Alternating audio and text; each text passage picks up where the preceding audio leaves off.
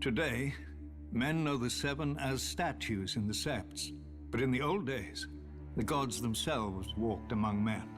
They crowned Hugo of the Hill, the first king of the Andal people, and promised him that his descendants would rule great kingdoms in a foreign continent.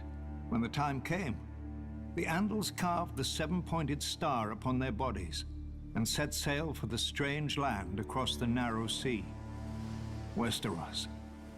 Whilst Andal warriors battled the first men for kingdoms, Andal septons battled for souls and were received just as courteously.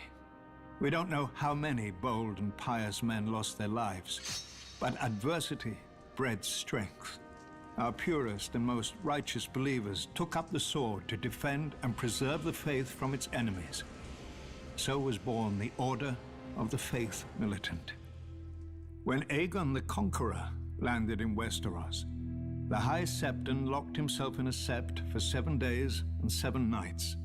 Finally, the crone lifted her golden lamp and showed him the path ahead.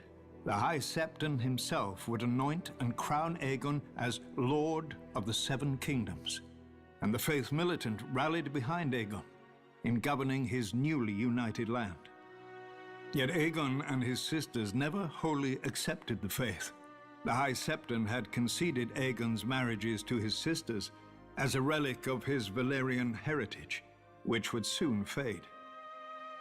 But when Aegon's heir wed his daughter to his son, the faith could brook such abomination no longer.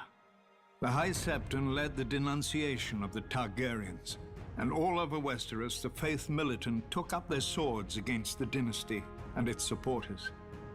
The Faith Militant set upon and punished the Septon who had performed the ceremony.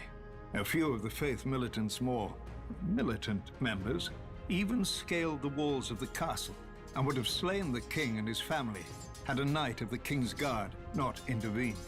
Frightened, the king fled to Dragonstone, where he soon died of cramps.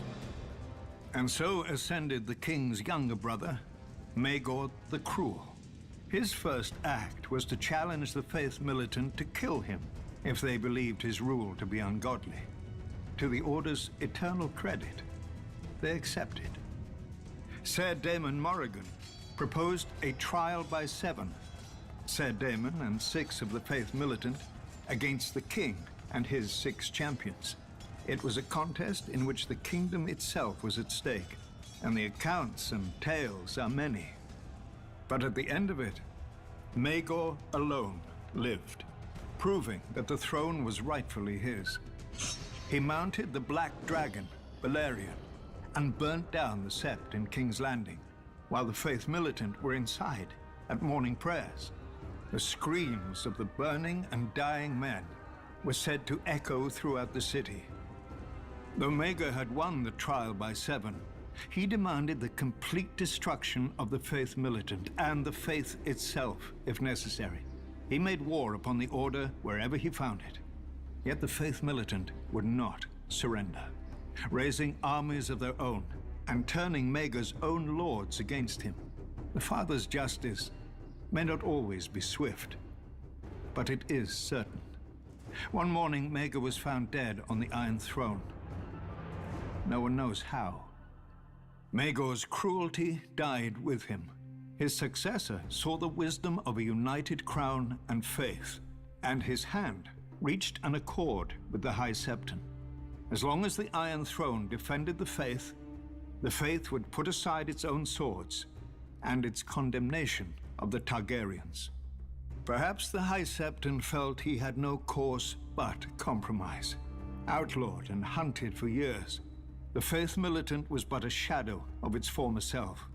Without its own guardians, the faith would have to rely on corrupt, worldly kings and their corrupt, worldly courts.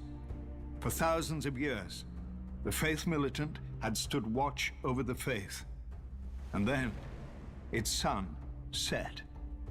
Now, after years of war and destruction, of abomination and blasphemy, none can argue that we have been walking through darkness.